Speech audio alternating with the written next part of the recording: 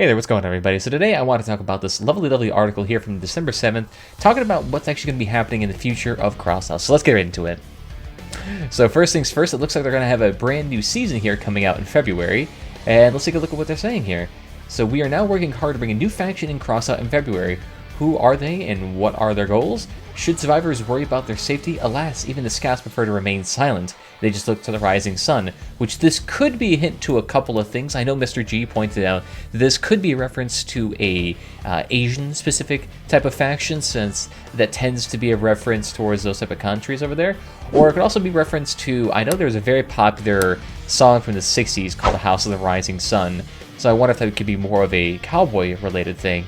But more than likely, it's probably going to be Asian-themed, because I know Crossout wants to break into that Asian market where there's a plenty of players that would probably love to play a grindy game like this. And not to mention, I think they already have an established Chinese community, so that would definitely make sense too.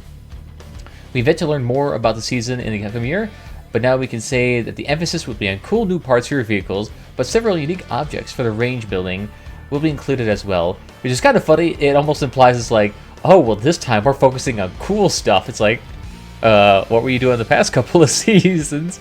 But it'll be interesting to see what it is. I actually want to see more information on that. Next thing, we're here on the new year in Crossout. So let's take a look here. This year we decided to return the President Heist Brawl that many enjoyed playing last year. Let's take a look at the Brawl highlight and find out what more to expect in terms of rewards. And if you remember what it was last year, it's basically the same thing. You escort a truck around, there's various things you can do around the map to enhance it, such as it getting it a repair, a shield, or an equalizer put onto it, which is a minigun. And you can do that for as many rounds as possible in I think an hour time frame.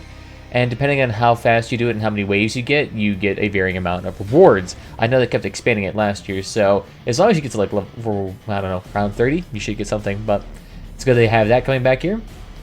And of course, they're offering us the brand new crackers again. They're going to be offering us a new type of workbench here.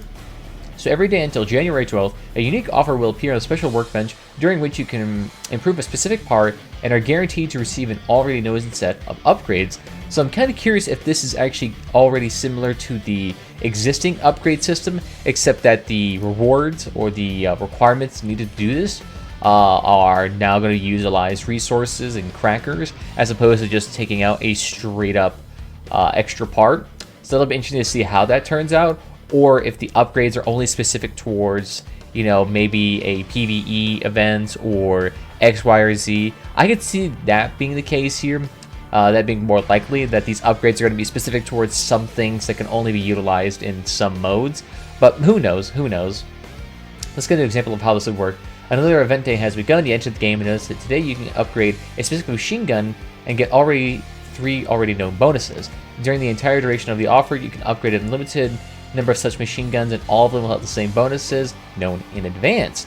The schedule will list the parts for upgrade and will publish in a separate news along with the release of the New Year's update. Each offer will be available for several days, and a variety will be updated daily. Most of the unique offers will last a year. Will also return in the workbench, including the lacerated chainsaw and the light bars, as well as a number of new ones, including a new unique wheel hubcap and bookfit spare tire wheel, which all of these do sound pretty interesting. I'm kind of curious though as to how the upgrade system works. I know last year they allowed you to make various other weapons, such as like a Spectre or a variety of other things on this special workbench. So I'm kind of curious if that'll be like the same thing with that, or except this time it's now, okay, here is the same machine gun, but now it's upgraded, and you have to spend a little bit more resources to get. I mean, I could see this actually being very useful, because if you're a person who actually does like fusing to get these very high-end parts, I can see this being a great deal for you, because at least this way you don't have to, you know, kind of do fusions multiple times over. But it also just depends on whether or not these bonuses are actually going to be good. Like, if you consistently get like increased aim time, resistance to damage, and like these variety of other perks that are not very useful, I can see this being a very underutilized feature. But as long as they give you the very meta changes here, I think most people will be happy with it. I'm kind of curious though if they're only going to do weapons, if they're also going to do things like modules, or if they're going to do things like cabins or wheels too. But I wonder if they're just going to stick those onto the seasons instead. But that'll be interesting to see how that turns out, and I'm really excited for that. I'm guessing the reason why they're actually also doing this too is so that a lot of resources and a lot of time ends up going towards things that cannot be sold on the market. So it should actually deflate the market per se a little bit. So if any of you guys right now, I'd be stacking up resources and getting ready to unload those during the event, because I'm more than certain they're going to get a pretty penny for it. And next year we have a couple of minor tertiary updates here. So for the market, I know now they have the plan to include price charts for various parts in the game, so now you can actually understand how the price is fluctuating over time, which could actually be fairly useful. I know I use a website called crossoutdatabase.com that already shows such a feature, so you can click on a single item here and it kind of shows you the price over time. Now this is only for PC markets, so this will be great to see for people who are, how should I say, I guess maybe on console this would probably be good for people who are on Xbox and PS4, PS5, whatever that may be. So it'd be great for you guys. So at least now you'll have a little bit more information to see if you are purchasing at a low point, so you can either buy low and then sell high. This would be a great tool to help you understand that. Next, we also have color correction settings. We're currently working on color correction settings. With your help, we'll adjust the brightness, contrast, color of depth image. No more pitch black or nightly overly illuminated images due to monitor-specific features. I've never really had an issue with this. I guess you might have to have a very, very unique monitor, because I don't understand how most people can either have incredibly dark images or incredibly bright images unless your monitor settings is not calibrated accordingly. Like if you have like an HDR10 monitor with 1000 nit brightness and you have it on the maximum brightness, okay, I guess I can see why you'd be absolutely blinded. Next, we have the Leviathans here. We've taken into account your feedback on Leviathans in the current build feature, and one of our next updates, we plan to implement a mechanic thanks to which installing many of the same or similar types of weapons will no longer be such a simple and profitable solution.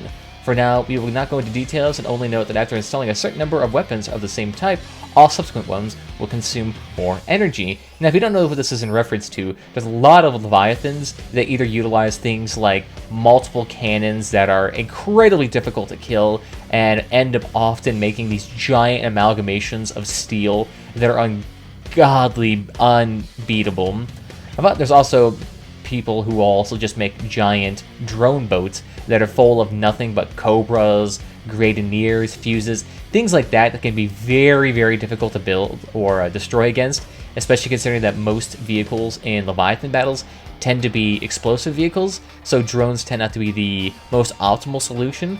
But we'll see how this turns out. This is going to make Leviathans a bit more of an amalgamation of a variety of parts, probably as they've intended, so we'll see how that turns out. I know a lot of people who are early on, making their first beginner Leviathans, only really have access to a very select few blue and white parts, so it'll be interesting to see how that turns out for them.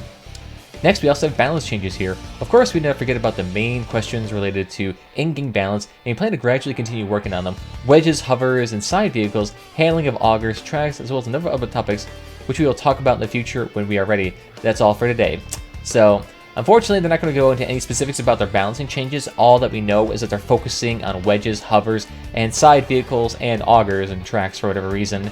But the thing is, they always keep doing this thing where they buff them, nerf them, and keep going back and forth, never really actually solidly sitting on a idea to collect a nice long-term amount of data there. Because I know a lot of these things, they implement them only on a test server, so I'm kind of curious as to whether or not this data might be biased towards those who are more skilled in utilizing such things, but who knows how this would actually react in the general public. Like, I know they were practicing a wedge thing where if a car started to have more weight on them than what was allowed by their chassis, they would slowly start taking damage. So say if you had a chassis that only had a maximum capacity of 12 metric tons, and then they started wedging into a 30 metric ton build, they would slowly start taking damage. I think that was going to be a pretty interesting thing for wedges, but I guess I don't really care about that anymore. And the other stuff, I mean, it'll be interesting to see how it turns out. I know most side vehicles are not terribly profitable now that the legs and tracks and whatnot are way high in power score, but it'll be interesting to see. But other than that, guys, let me know what you guys think about this brand new post here. Tell me what you guys think. See if you guys are excited for the brand new faction, for the brand new season, and what you guys are hoping for the next year. But other than that, guys, I want to thank you all for joining me this evening. If you had fun, follow up the platform is your favorite, and I think I'll see you guys next time. Bye-bye.